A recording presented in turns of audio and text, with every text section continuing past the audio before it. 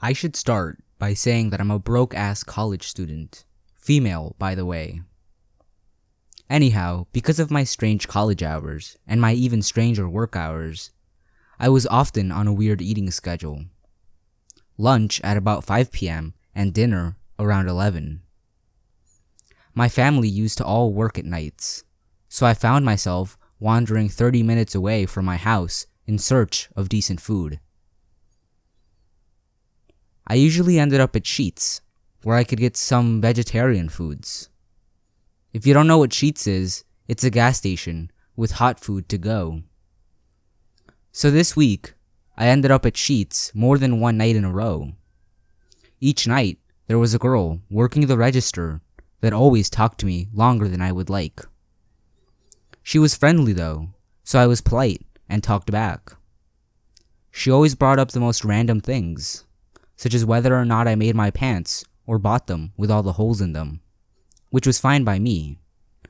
But a simple answer was never good enough. She would continue to talk about them even when there was really nothing to say. I once got a Coke, so naturally she wanted to talk about the Coke for 10 minutes straight. Just strange stuff like that. I always assumed that she was just bored on the job, until last night when I got home from Sheetz. Yes, I had seen her there, but like I said, she worked there, and really hadn't done anything to me up to this point.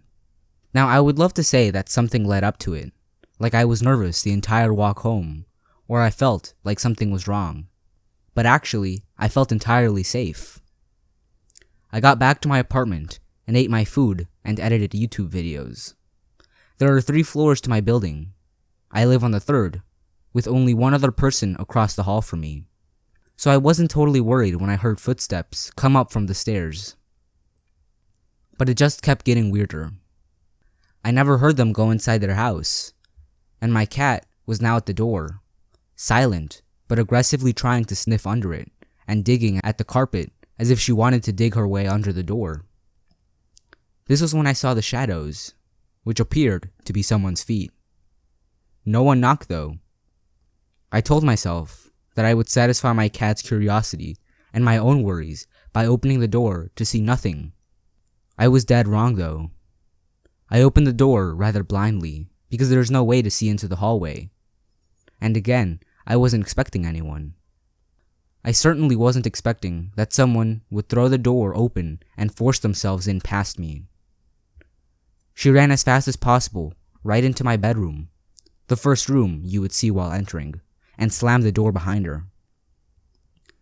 I of course noticed it was a Sheetz employee, who by the way looked like the average 19 to 20-year-old girl.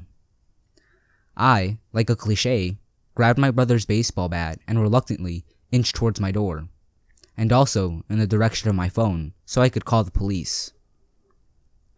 I then heard my neighbors, and of course snapped back into reality. I turned around and ran across the hall where I shakily told them what had happened. I stayed in their apartment until the cops came.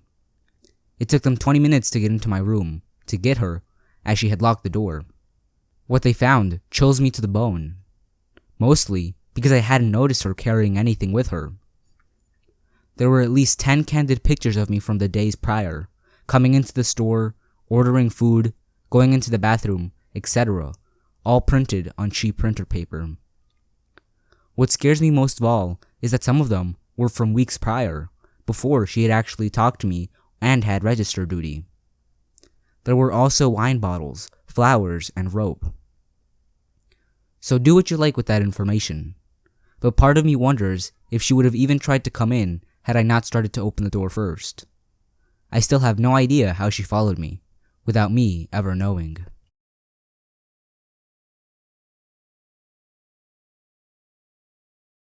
When I was a teenager, I was goth. Black hair, black clothes, black makeup. I even had a pair of combat boots. My friends and I, in typical goth fashion, hung out at the local cemetery.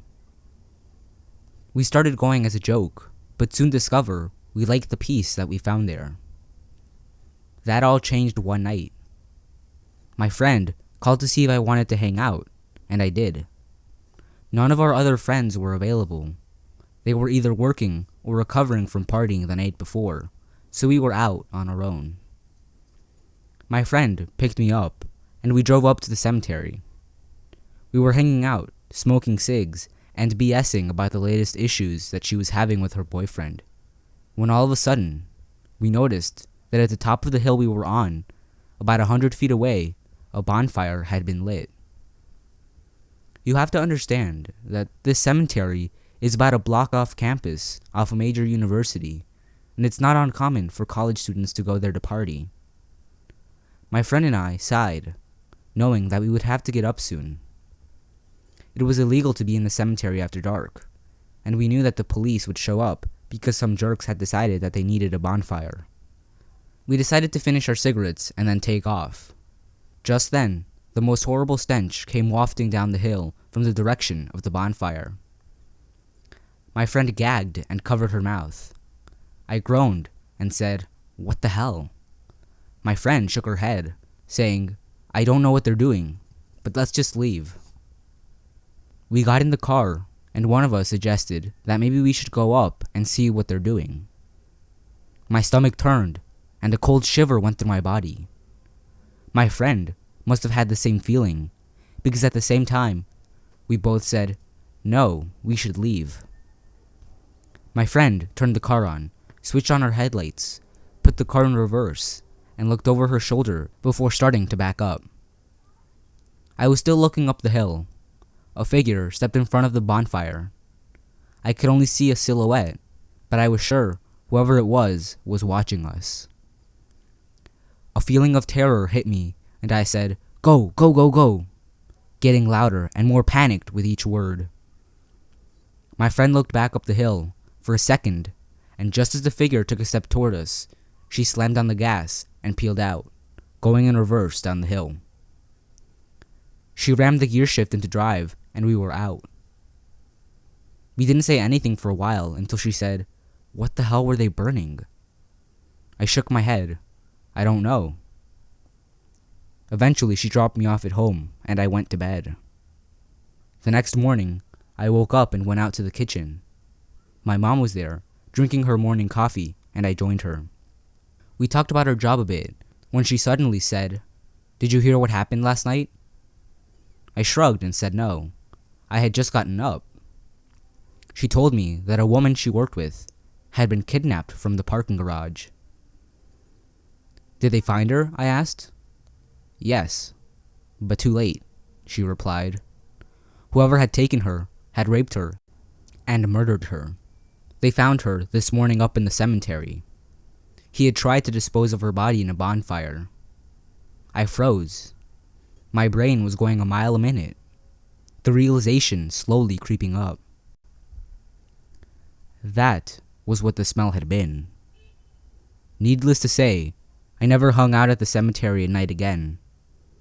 I think back to our decision to leave instead of investigating the fire.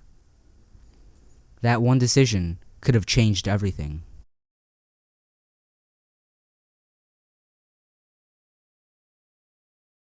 This event happened to me this spring. I'm a young adult male living in Toronto. I had joined a fairly popular BDSM website mid-January, and I was instantly drawn into the community. For those of you who don't know, BDSM is a variety of erotic practices involving bondage, dominance, and submission. Think 50 Shades of Grey if that helps. The community welcomes all kinks and fetishes alike, and everyone I've ever met there in the site had been very welcoming and friendly, except for one. It all started with me coming across her profile. She was a gorgeous woman, very fit, long legs, and firm breasts. She was an older woman, but I was into that. I started by browsing her collection of photos, mostly fairly vanilla images of her sitting at a dining room table, drinking a glass of wine, and smiling at the camera. Real classy, which simply urged me forward. I went ahead and messaged her. I wrote the usual greetings and offered to chat and to get to know each other. She replied almost instantly. She greeted me as Sir, given the role I take. We continued to message back and forth for a week or two, She explained to me that she wanted me to be her master since her last master had died in a car accident. This was odd to me, but unfortunate accidents can happen to everyone, right? I thought. She continued giving me details of what she wanted me to do to her, and I very much obliged. The next couple of days we kept trying to meet up for coffee, but unfortunately, she had to cancel last minute each time. Eventually, I began getting very eager as all the kinky discussions had gotten me worked up. So late one night, she messaged me inviting me over to her place. She explained to me that she didn't work in the morning, so we could be up all night having our fun. While being so worked up and lacking the necessary blood flowing to my brain to make an educated decision, I agreed and asked for her address. She messaged me an address along with the phone number she said was her home line, and I got ready to head out. I got into my car and plugged the address into my GPS. This is where I noticed she lived in Hamilton, which is about 45 minutes away from Toronto. It was currently 1 a.m., but this didn't bother me as I drove to Hamilton quite often, and considering I'd been spending the night, I could just leave in the morning. 45 minutes later, I found myself passing Hamilton. I thought to myself, okay, so it's a little further than that, no big deal. But I then reached a stretch of highway void of streetlights. That was where I started to get concerned, as I only had my own headlights lighting the way. Suddenly, my GPS chimed with the female voice indicating my exit. It was coming up on the right, and I feared driving into the darkness off the mild comfort of the highway. The exit took me into a long dark stretch of country road, my red lights starting to go off as I passed silhouettes of farmhouses and forestry. My GPS chimed in again, indicating that my destination was coming up on my left, but as I approached the location, it was not even close to what I expected. It was a small church house with one yellow streetlight illuminating the dirt lot in front of it. I pulled into the lot and took a closer look with my vehicle's headlights pointing at the building. The windows and doors were boarded up, and definitely not recently, as the wood seemed rather worn. My blood began to run cold as I made sure my doors were locked and my windows rolled up. The full tank of gas gave me some kind of comfort in this situation. I figured she had possibly made an error in typing out her address, and thus called the number she had given me. Error noise. The number you're trying to reach is no longer in service. At this point, I was ready to turn and leave until I noticed my phone alerting me that I had received an email. It was a message from her. Hey, I see you're there. It's not the church. My place is the small one. Hey, I see you're here. It's not the church. My place is the small house behind the church. All I could do is replay all the horror movies I had seen throughout my life, and I just couldn't believe I could possibly be living one out in real life. However, a small jolt of curiosity persuaded me forward, even if just to take a look at this house. There was a small patch besides the church, and I slowly pulled up into it. As I crept forward in my car, a small little farmhouse poked itself out of the trees at top of the hill. At this point, I was certain I was not going to go in there. I was about to reverse out of there until I saw the upstairs balcony door open. A hooded figure stepped out. I couldn't see their face, but I could tell by the posture and shape that it was a man. Despite the darkness of his facial features, I could feel he was looking directly at me. He stood there for about 30 seconds before he motioned his head in a way I recognized as the universal sign for "look behind you." Just then, I felt the metal handle on the outside of my driver door being tugged at. I quickly turned my head in the direction to see the woman from the profile photos hunched over and pressing her face up against the window. My heart leapt out of my chest as I stared at her horrifying smile. The best way I can describe her expression would be any creepy cartoon image of the Jokers you've ever seen. It was undoubtedly her behind that insane grin, only much older. She whispered through the glass, "Open the door, baby." I was frozen in my seat, unsure of how to respond or what to do next, so I just sat there, continuing to stare at her like an idiot. Her face then quickly fell into an angry, malicious expression as she continued to violently jiggle at the door handle. She then yelled at the top of her lungs, "Open the door now!" This knocked me into panic mode. As I pressed my foot into the gas, my car, set to reverse, began to pull out of the pathway backwards. The woman tried holding onto the door handle, only to let go shortly after being dragged off her feet. I flew down the dark road back towards the highway, almost triple the speed limit, just in case they had a car themselves and decided to chase me. I called a friend of mine, who I had also met on the same website. She lived in Hamilton and insisted I come to stay the night at her place. When I got there, she poured me a cold glass of Coke Zero as I explained to her what had happened. She told me that she had read an article in the local paper over a week ago regarding an older couple luring men out to their farm. I stopped right there, as I didn't want to be freaked out even more than I already was.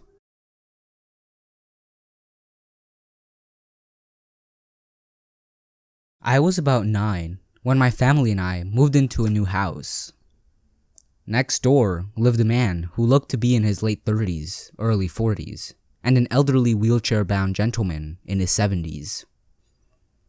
I would rarely see them outside, but when I did, I noticed that they always wore the same thing, regardless of the weather.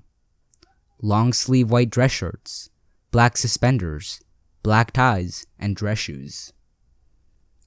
Fast forward a couple of years, and I was playing some Genesis game at like 1 in the morning, when I suddenly heard a loud yelling coming from what seemed to be the backyard. I pulled the blinds apart to see the younger man screaming, over and over again. It looked like he was kicking something, but there was literally nothing that I could see. The old man sat there, cheering him on and rolling around his wheelchair. I told my dad what was going on, and he looked outside for a few moments and told me not to sweat it, and that they were always strange. Probably chasing off a wild animal was his reasoning. So with that, I left it alone. The next day, my friend and I were playing football outside when a silver car pulled up with 3 people in it. It was a woman and 2 men, very professionally dressed, with what looked like briefcases and paperwork in tow. I watched as the younger man let them in, our eyes locked for a moment as he closed the door. Several hours passed and the sun had gone down for the day. The car was still there, but there were no lights coming from inside the house. It was pitch dark and eerily quiet. On my way back inside, I was startled at the sight of the old man staring at me from the window, before quickly yanking the curtains shut. I could only make him out because of the glare from a nearby streetlight. Much later that night, I was on my way to bed when I heard noises from outside my window. I peered out and saw the old man standing at a grill, while the younger one appeared to be asleep in the old man's wheelchair. It was obvious that they were grilling something in the middle of the night. I stayed up all night just watching them take turns at the grill, while the other would sit in the wheelchair and doze off. Before going inside, they both held hands and appeared to be praying, holding their heads back and looking at the sky. Needless to say, I didn't sleep at all that night, and I felt even weirder when my dad mentioned the next morning that the neighbors must have gotten a new car. I asked him what it looked like, and of course, he described the same car that I had seen the night before. He said that while getting the paper, the younger guy honked and waved before driving away. Later that night, our doorbell rang, and my mom and I both went to the door at the same time. Sure enough, it was our neighbors. The younger one was pushing the older one in his wheelchair, and in the older man's lap was a tray with foil over it. The gist of the conversation was that we never had gotten properly introduced, and that they were bringing over some leftover barbecue since there was no more room for it at their house. They were both a little bit too friendly for my taste, with these gigantic oddball smiles. The minute they were gone, my mom chucked the shit out into the garbage and jokingly said, "I'm not eating any of that mess. It could be people pie for all we know." The next day, they were gone. Like off the face of the earth, gone. The front door was wide open, and the place looked like it hadn't been lived in for years.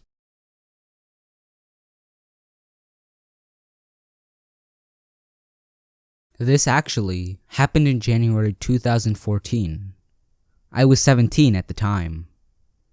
After school, my girlfriend, C, and I decided to go see a movie at the mall around 10 minutes away from our high school.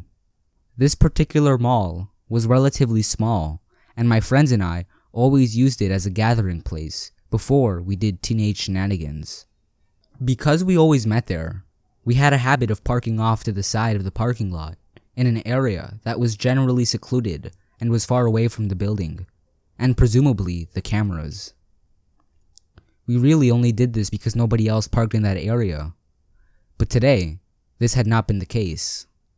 As C and I exited my beaten up Volvo in the secluded mall lot, a guy, who looked to be around his mid-30s, exited his station wagon parked a few rows away. He approached us and offered an awkward hello. I was taken a bit back, mainly by his stench, dirty clothes, and greasy hair. It was pretty obvious he was living out of his car, but I greeted him back, asking if he needed something. He asked us if we had any money to spare, saying that he had run out of gas and needed to refill so he could go home. Even though I was sure he was lying, I just assumed he was a con artist looking for a quick buck. I apologized, saying that all I had was money for our movie and snacks, which was true, and took my girlfriend into the mall, thinking nothing of it. After finishing the movie, C and I headed back outside and towards our car. As we were heading out the door though, she grabbed me and pointed out that the guy's car was still parked fairly close, seemingly empty. She asked me if we could just hang out at the mall until it was gone, since it was scaring her a bit. I readily agreed, not wanting to have another run-in with that unsavory character.